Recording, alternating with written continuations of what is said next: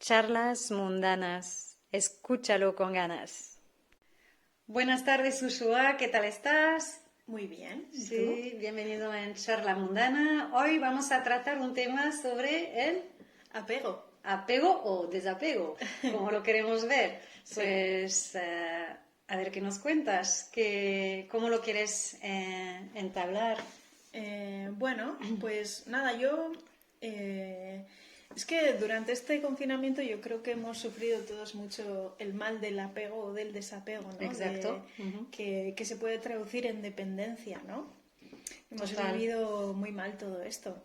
Entonces, nada, a mí me gustaría abordarlo un poco desde el desarrollo personal, si te parece bien. Sí, sí, me parece genial. Aparte que también el apego no es solo hacia otro ser, puede ser un apego totalmente material, a unos patrones, a unas emociones, y efectivamente después se puede ir hacia otro ser, ¿no? Otro individuo.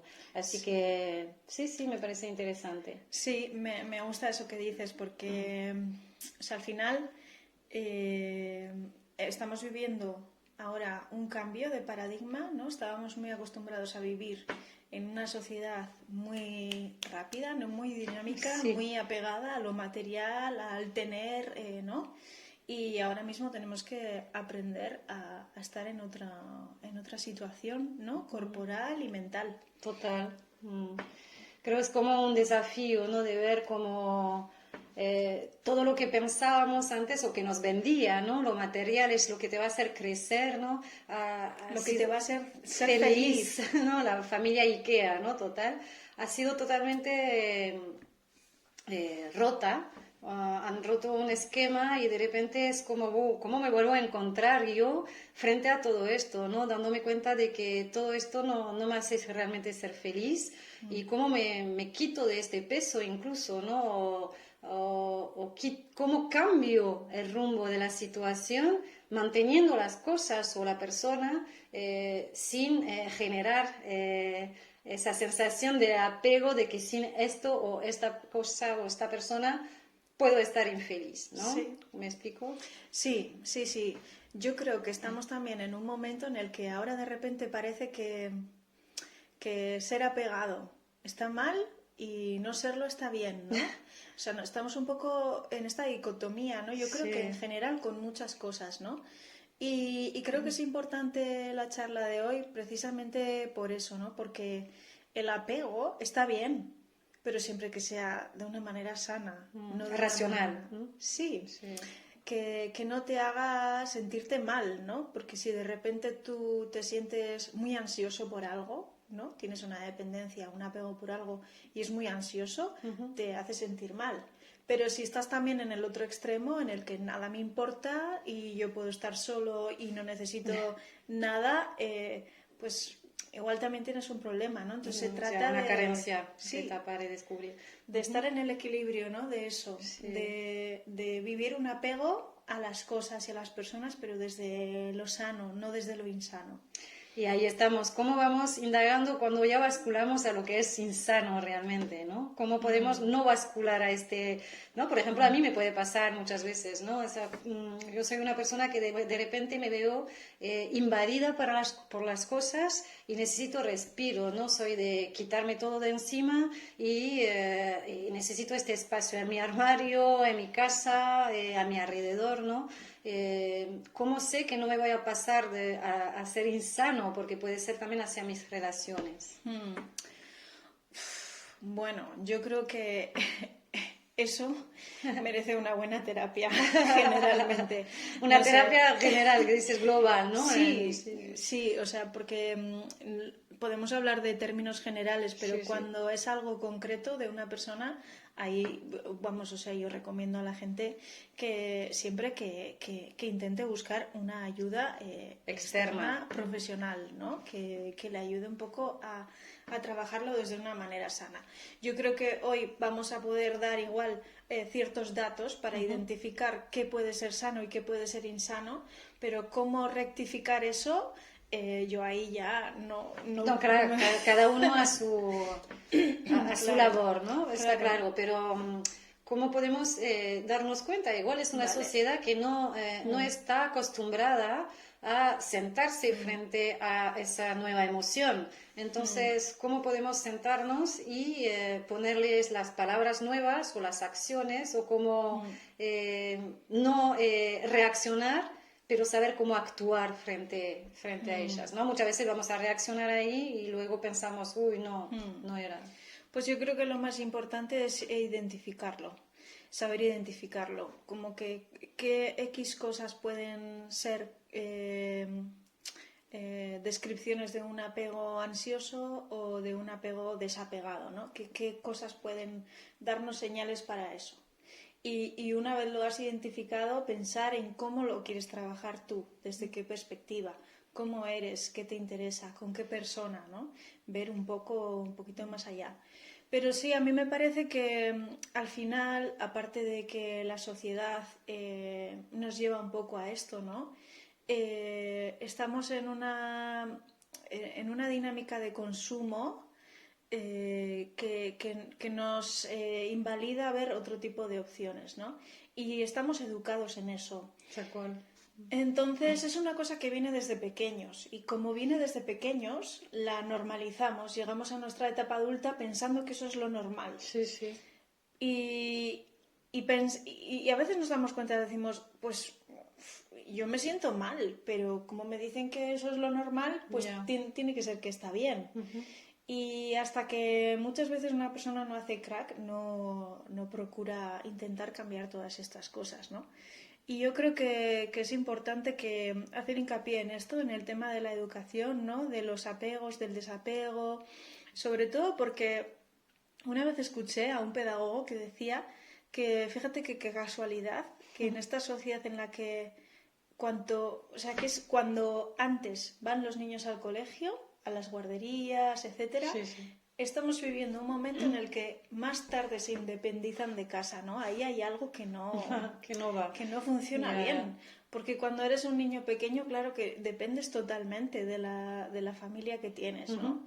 Entonces, tan malo es quitar el apego demasiado rápido como demasiado tarde. Ya. ¿Cómo equilibrar todo eso, no? Es una cosa compleja porque al final como padre, como madre, lo que quieres es lo mejor para tus hijos, la protección y a veces caes en esa dicotomía de le tengo que proteger pero a la vez le tengo que Soltar. empujar hacia afuera porque tiene que hacer las cosas solo y no estamos dando un mensaje claro y estamos otra vez o en un extremo o en el otro. Ya.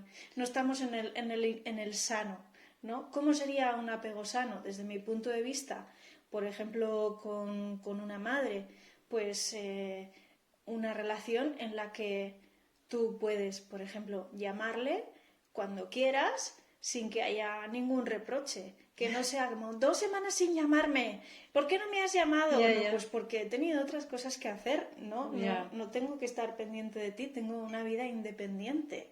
Te llamo porque te quiero y porque quiero saber de ti. Y lo mismo espero al contrario, Eso ¿no? es viceversa, ¿no? Podemos caer tanto el uno como el otro en esos patrones. Sí, es difícil.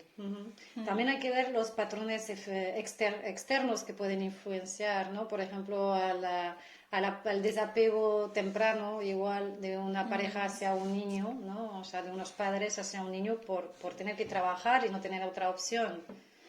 ¿Cómo se gestiona ahí también? A Pues veces los factores externos impiden igual ir en el mismo camino que quisieras, ¿no?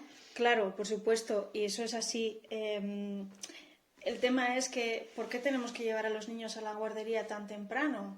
Porque estamos en una sociedad en la que si tú no produces, no eres bienvenido. Y para producir tienes que ir a trabajar, tanto hombres como mujeres, cualquier tipo de persona, ¿no?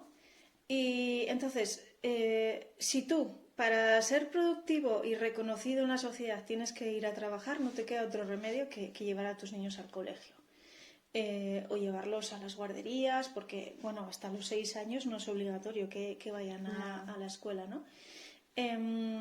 Pero evidentemente necesitamos de estos centros, ¿no? Ellos a nosotros y nosotros a ellos. El tema es cómo se trata eso dentro de la escuela. Yo tuve la oportunidad de estar en una escuela de educación democrática y me pareció muy interesante cómo hacían el periodo de adaptación de los niños pequeños. Es verdad que allí no entraban antes de los 3 años, no eran aceptados antes de los 3 años, pero lo que hacían era esperar a que el niño diera el paso. A ver, me explico. Había 2 aulas, una enfrente de la otra. Entonces, en una aula pequeñita, en la aula pequeñita estaban los padres con los niños, con la puerta abierta, y de frente tenían la otra puerta abierta también, con todos los demás niños de infantil que estaban jugando. Entonces, cuando ellos empezaban a ver que eso les atraía y que querían ir hacia ello, iban sabiendo que sus padres se iban a quedar en la otra habitación.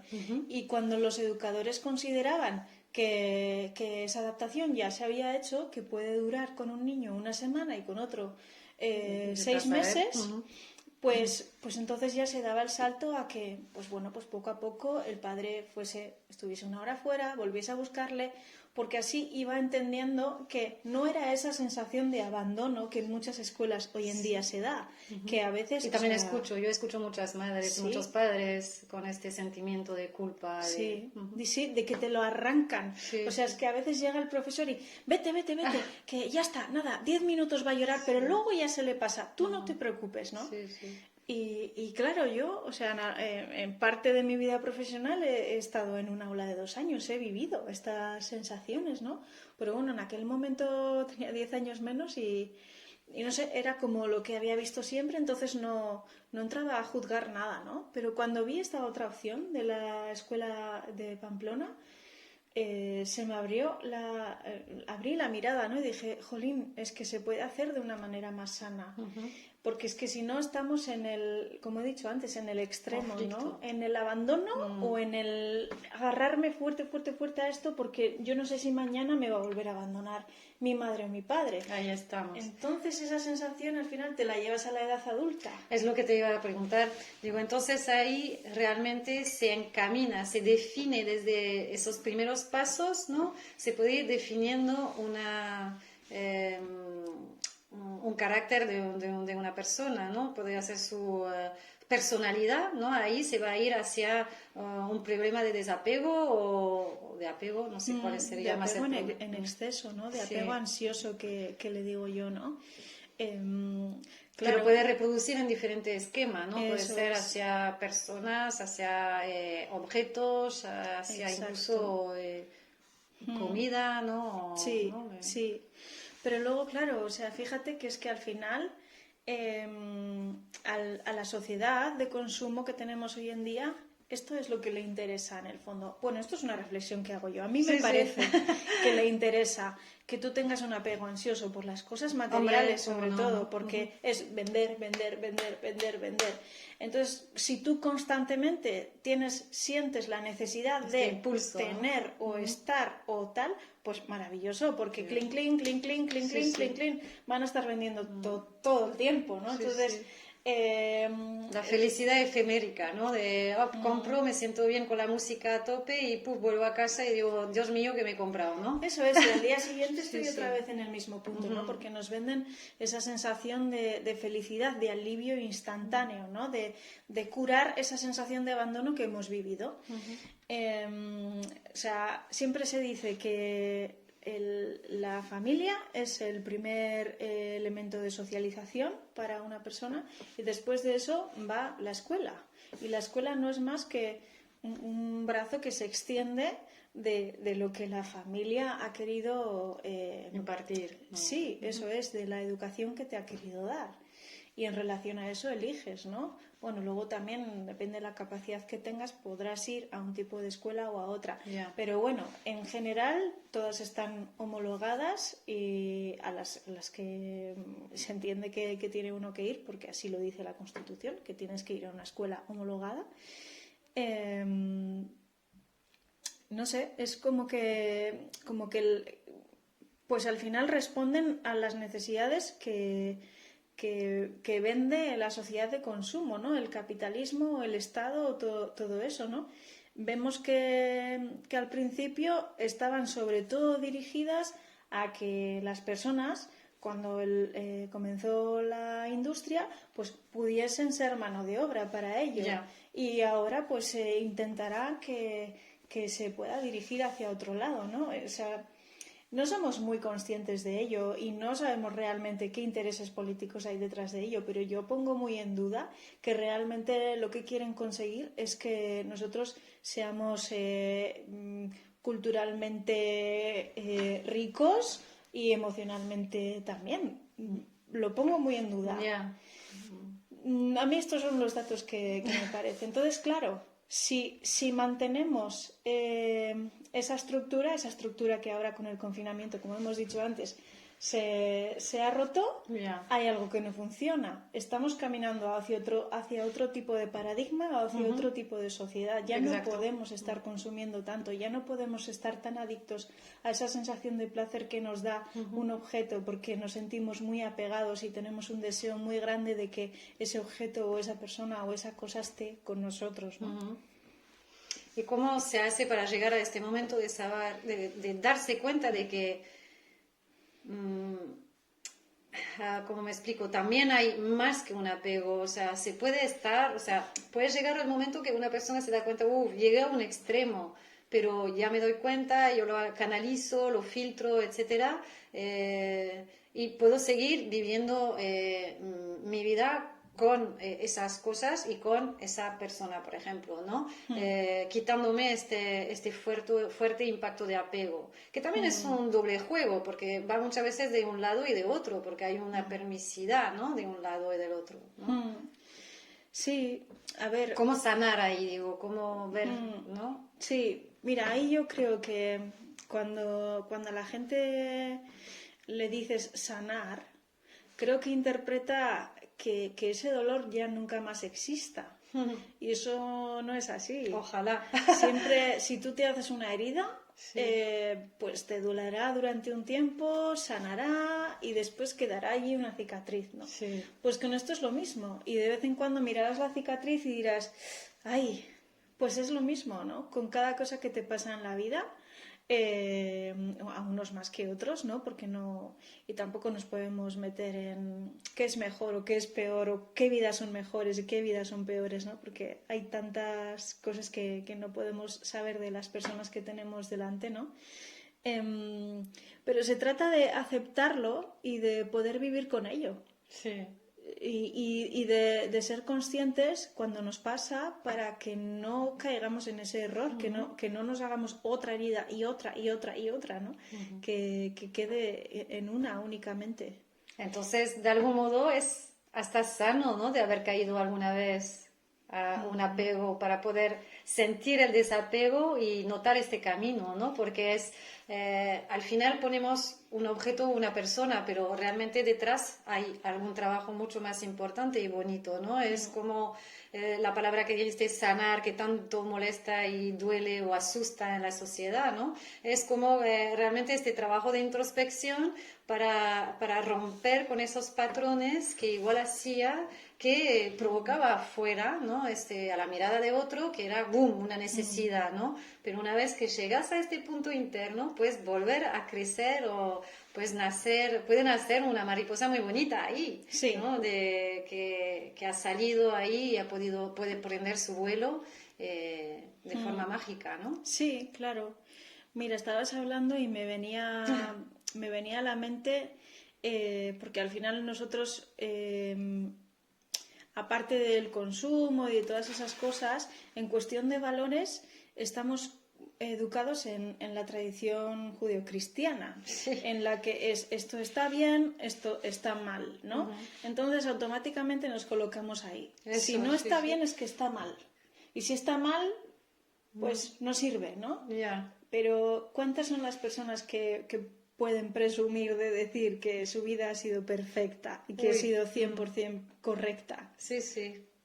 Yo no sé si hay alguien que pueda decir eso, ¿no? Que nos llamen, que nos comuniquen. Eso es.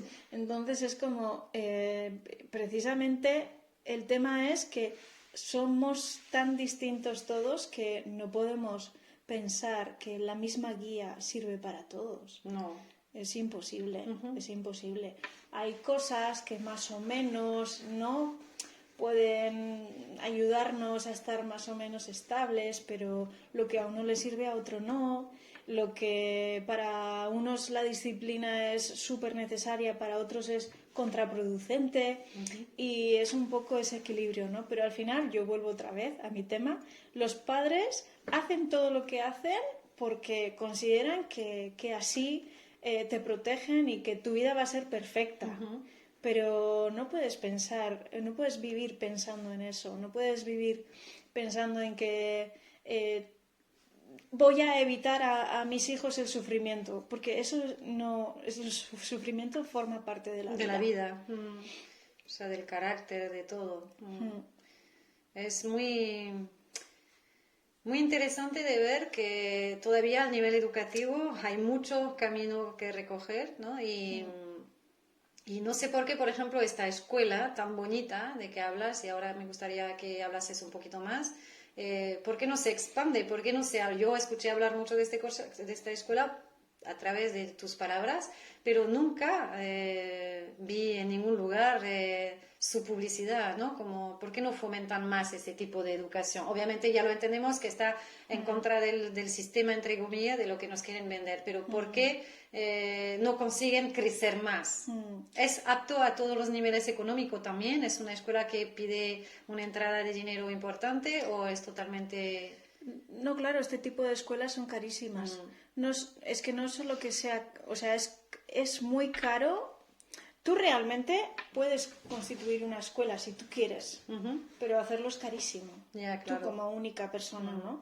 Entonces, es tan inviable que los grupos de familia se juntan y hacen malabarismos para intentar que eso funcione, como comunidades educativas o asociación de padres no sé qué, o crianza de no sé cuántos. Entonces, al final, sí que las funciones que realizan son de escuela, pero realmente en lo que es estatutos, Es lo que iba a decir, en papel realmente esto no sirve, ¿no? No es eso es. Y luego, bueno, pues si son asociaciones sí que pueden recurrir a subvenciones o a este tipo de cosas, pero por lo general se mantienen por las cuotas que paguen los padres. Luego algunas son más caras que otras, dependiendo un poco de bueno, pues de los profesores que tengan o de la cantidad de niños. O, bueno, de las necesidades de cada lugar, ¿no? Eso es. Y luego, pues bueno, sí que es verdad que en los últimos 10, 15 años la metodología con la que se trabaja se ve que está evolucionando, que hay educadores, profesores que tienen otra perspectiva, pero todavía se está reciclando mucho, ¿no? Esa generación nuestra de hace unos 30 años, que eran hijos de personas de la guerra, ¿no? De personas que habían estado en la guerra, y vienen de esa tradición del esfuerzo, de la disciplina, de no sé qué. Entonces, claro, ir evolucionando en todo eso es bastante complicado. Son personas que ahora mismo pues puedan tener entre 50 y 65 años más o menos, ¿no? Y forma parte de la evolución. Quizás la sociedad evoluciona más rápido de lo que pueden hacer los centros educativos, porque al final luego también con el tema de leyes hay tanta vuelta y vuelta que bueno.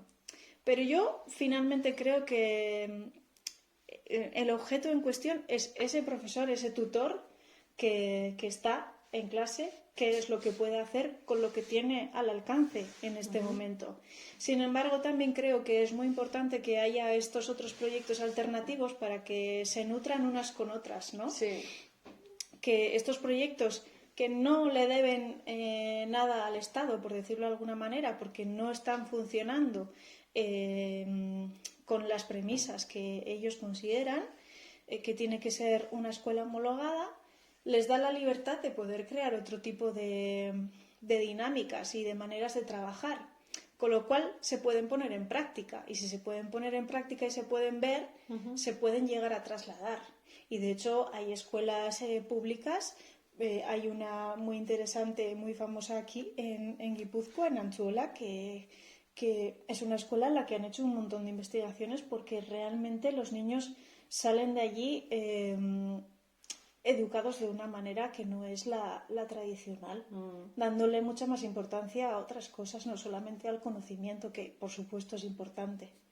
Claro, pero también hay que trabajar a partir de las emociones y muchas cosas desde temprana edad, ¿no? Para que justamente no vaya a lo que hemos derivado después, a carencias a la vida adulta, ¿no? Y que lo vamos complementando, ¿no? Con otras adicciones al final, ¿no? Sí. Y te quería comentar cómo ves vos todo lo que ha pasado durante justamente este confinamiento. Yo escuché muchos padres alrededor mío, ¿no? De que yo no quiero ser más confinada porque no podría más los deberes. Escuchaba todo a mi alrededor, ¿no? Que no lo podían controlar, no lo podían gestionar, que esto fue una barbaridad. Ahí no fue justamente un momento que tendrían que haber vuelto a plantear. Es un sistema que no va, ¿no? Porque justamente era deberes, sentarse, y era, en vez de que los padres pudieran estar en estos momentos de un familiar, una unión, un aprendizaje en común, ¿no? De ver cómo podemos crecer juntos, ¿no? Ha sido como un momento de guerra. A mí mis amigos me decían, ay, es como era, yo lo hubiera estrangulado casi, ¿no? Entonces... Sí, bueno, ahí, a ver, tengo bastantes cosas que decir. Primero que era una situación irreal, porque en ningún momento, si tú eliges o pudieras elegir educar en casa, estás encerrado las 24 horas del día con unas dinámicas que vienen dadas de otro espacio, de otro lugar, que se trasladan a un sitio, ¿no? Donde en parte no tiene lugar, ¿no? O sea, no está preparado para eso. También que los padres estaban trabajando desde casa todo el tiempo, todo el día, y los niños, una cosa que necesitan es aire. Si un niño no sale de casa un día, o sea, es que hablas con cualquier padre y te va a decir, no, media hora por lo menos tiene que salir para que corretee un poco, porque si no es que no hay quien lo aguante, ¿no? Porque necesitamos, o sea, los seres humanos necesitamos ese movimiento, estamos diseñados para movernos, si no nos movemos estamos mal, ¿no? Pero eso ha sido una situación irreal. Luego, considero que sí, que se ha dado un paso hacia adelante a poder probar otro tipo de metodologías, a que se pueda legislar de manera más amplia para que la gente que le viene bien hacerlo desde casa lo pueda hacer, siempre y cuando el papel del profesor cambie, no tanto a yo te digo algo y tú te lo aprendes o haces un examen a final de mes, sino a personas que puedan asesorarte, a tranquilizarte, cómo actúo con mi hijo, ¿no? Porque al final están todo el día en el colegio y pues bueno, quizás los profesores puedan tener más conocimiento de cómo llevar una rabieta o tal, ¿no? Pero luego estando en casa no sabes muy bien cómo gestionar todo eso, ¿no? Como padre, que no tienes... O sea, al final iba a decir, no tienes por qué saber, vas aprendiendo como aprendes con discusiones que puedas tener con tu pareja, vas aprendiendo y vas gestionándolas de otra manera, ¿no? Lo que pasa es que un niño a través de la rabieta no entendemos que comunica, ¿no? Claro. Pero bueno, ya hablaremos otro día de esto, de la comunicación, que estuvimos antes hablando bastante, que también es muy complejo, pero realmente nos quiere transmitir algo con su rabieta. Y ahí, ¿qué recomiendas tú delante de una rabieta de un niño? ¿Cómo actuar? Porque yo veo de todo. Padres que se alteran, lo cual, boom, agranda y es una bomba de rabia. O padres que se tranquilizan y lo tranquilizan. Algunos funcionan, otros no. No hay remedio mágico, supongo, tampoco, ¿no? Dependerá de cada niño también. Sí, depende de cada niño, pero sí que hay cosas que se pueden hacer. Sobre todo pensar, si ese niño no fuera un niño, fuese un amigo tuyo, ¿qué harías? Ya partiendo de esa base. Si es un amigo tuyo, le preguntarías, joder, ¿pero qué te pasa? Que te agobia un montón, ¿no? ¿Qué te pasa?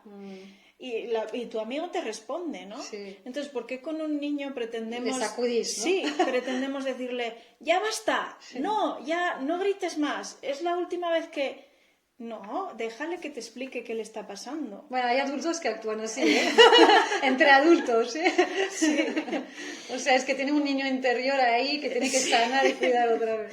Puede ser. La puede rabia. ser. Pero sí, es preguntarle qué le pasa y ayudarle a verbalizar esas emociones. Claro. Decirle, ¿qué te pasa? ¿Te sientes enfadado? ¿Te sientes frustrado? ¿Te sientes cansado?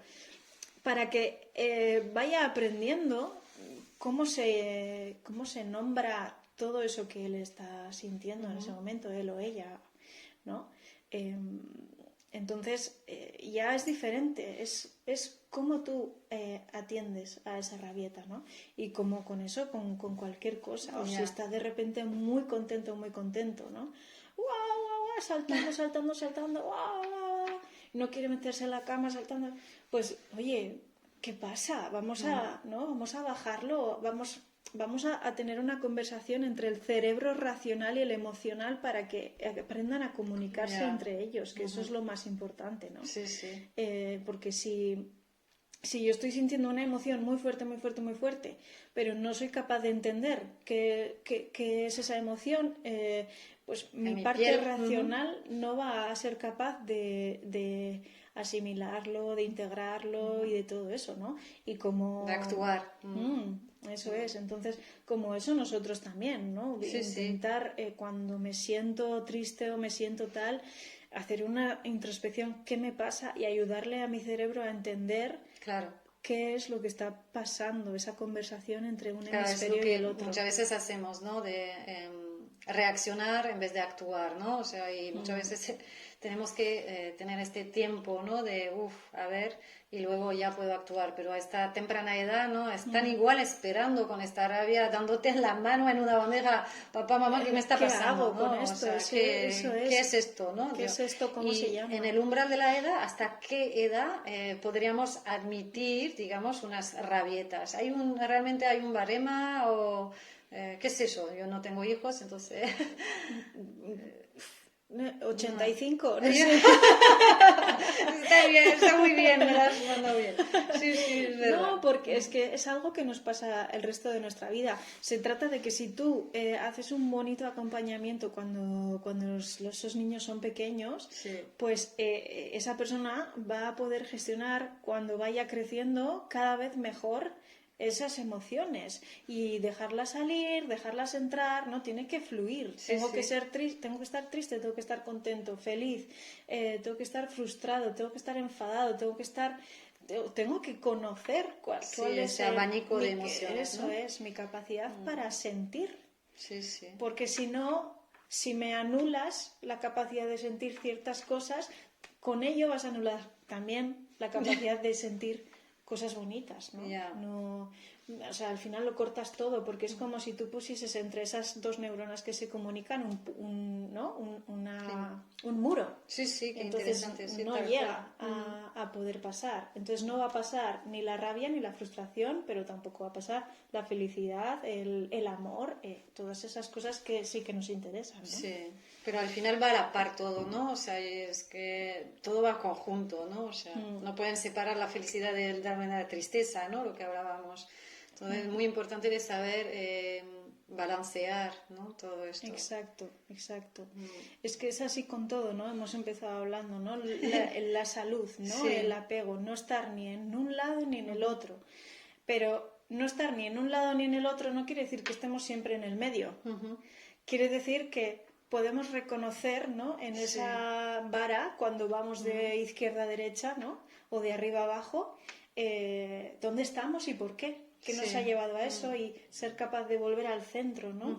Si me voy demasiado, me excito demasiado, estoy en una alegría demasiado, pues saber decir, wow, voy a dejar soltar esto, pero en mi día a día tengo que ser un poco más, ¿no? Tengo que estar equilibrada, puedo estar contenta, pero no puedo estar ¿no? Con todo el mundo, ni al revés, ¿no? No puedo estar tan. Lo que pasa es que de pequeño igual tienes todavía en tus manos este mediador, ¿no? Que lo mandas un poco el reflejo a los padres o a los adultos, ¿no? que te rodean.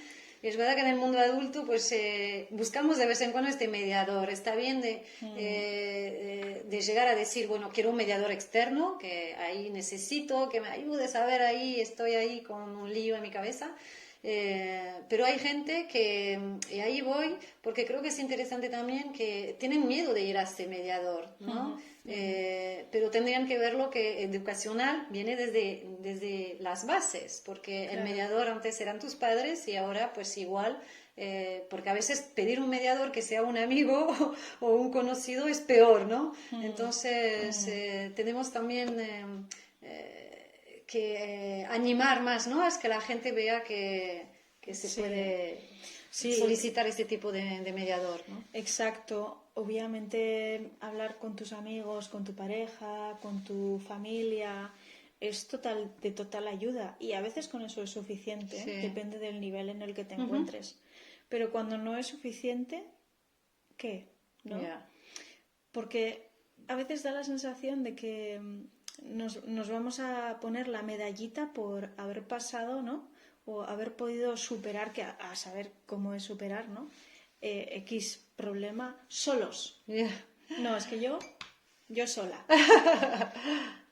Pues ¿qué quieres? ¿Un pin? No sé, es que no importa. O sea, y además que no sabes muy bien cómo has podido superar eso. O quizás con ayuda externa lo habrías superado en un mes en vez de en un año. Entonces, sí que ese es un poco, ¿no? ¿Cómo se dice? El que parece que quedas mal, ¿no? Si dices que vas a un profesional.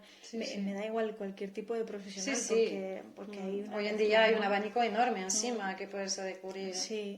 Y es eso, yo creo que es más identificar en cada momento qué tipo de mediación, qué tipo de ayuda necesitas. Si necesitas en un momento dado simplemente desahogarte con una amiga y ya está, y con eso te quedas a gusto, o necesitas pedir